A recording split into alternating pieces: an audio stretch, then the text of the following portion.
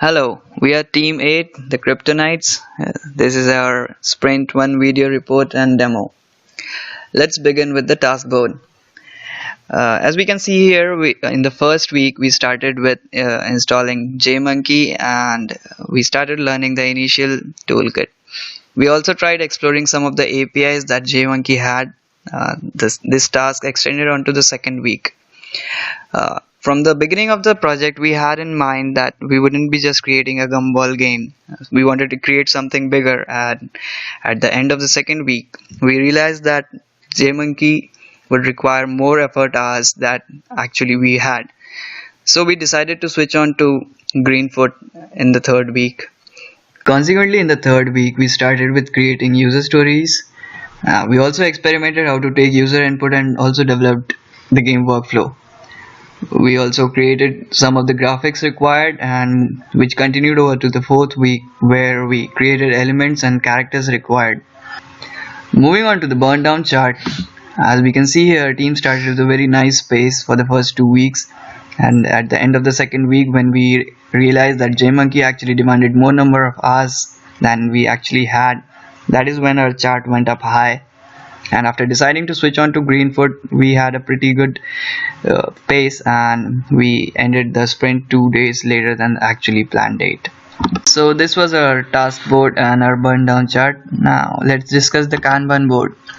This is our Kanban board, and as we can observe here, there are no more requested or in progress items. All the items assigned to everyone have been completed and are now present in the done column. Let us now discuss the individual teamwork that everyone has done in this sprint. My name is Amit, and on the screen you can see the tasks that I completed in the sprint 1.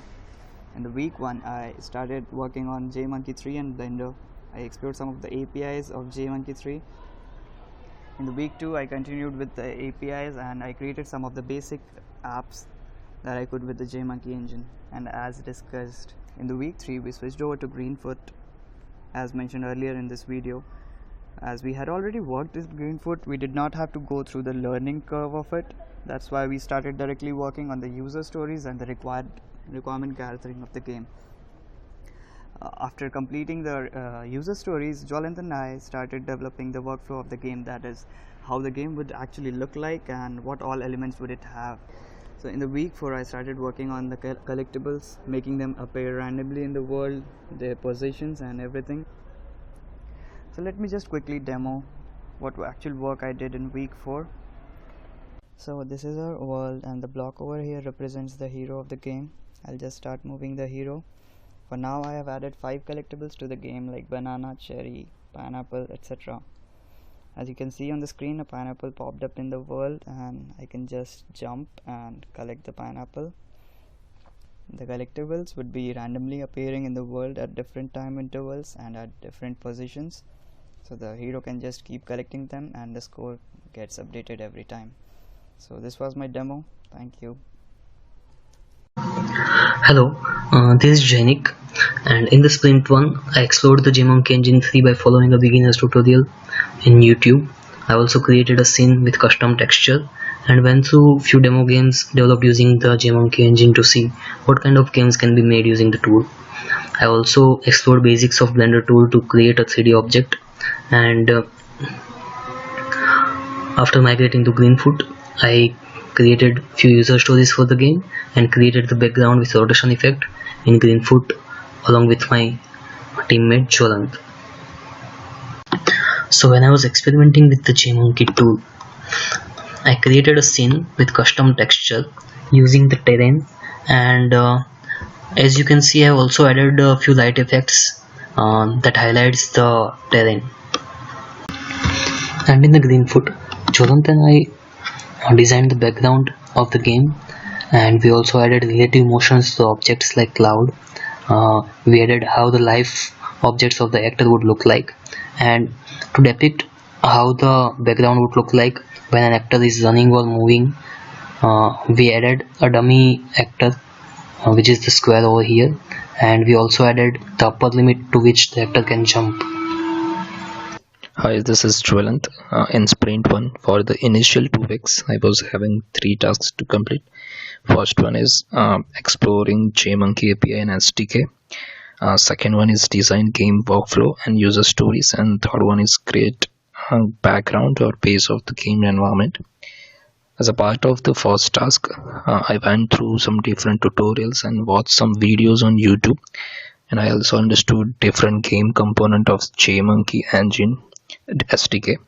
And as a part of the third task, which is creating the background or base of the game environment, I tried out one tutorial to just get some idea of how the JMonkey SDK works.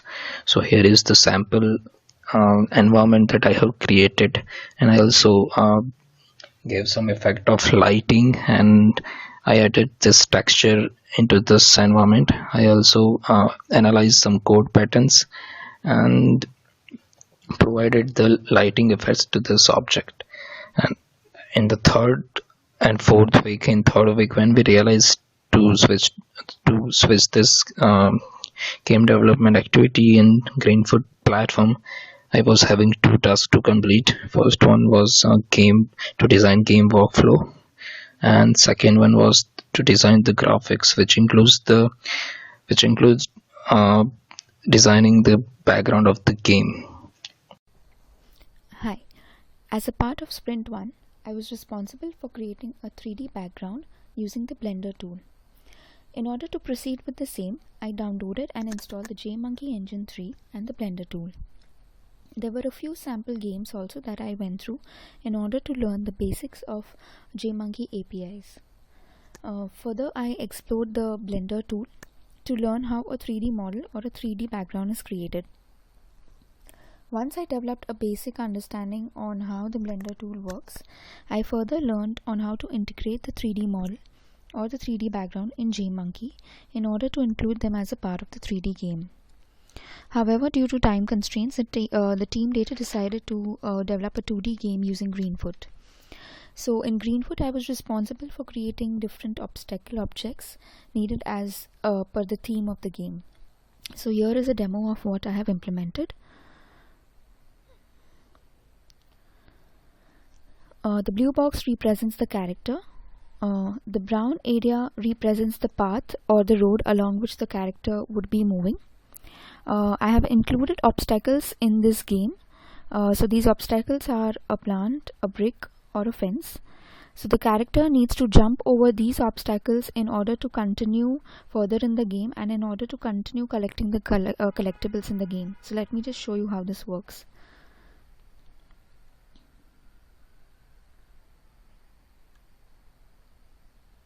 So this is how the character jumps over the obstacles. In case if the character clashes with the obstacles, I have just displayed the message of game over. So that is when the game would actually end.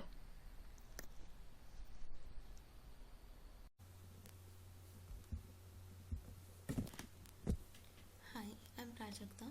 I would like to explain you the tasks I completed in Sprint 1. Firstly, we decided to implement the 3D game. For that, I installed JMonkey and Blender, and I studied a few features of JMonkey engine with the help of the tutorial. I also analyzed some of the games done in JMonkey, and that helped me to see the performance of these tools. And I compared JMonkey with Greenfoot to check the feasibility. Later on, as there were time constraints, we decided to do the project in Greenfoot. So my task for this particular game was to develop the hero of the game. So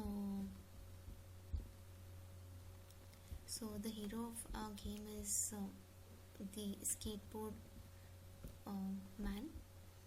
So I have basically done the movements of this man based on the arrow keys.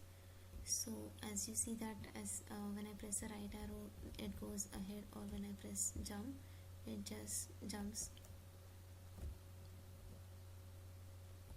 So I performed a few basic movements of these actors, and I've used 3 different images of this particular skateboard man. So basically for every action of the keyboard I have changed the images and done this move code.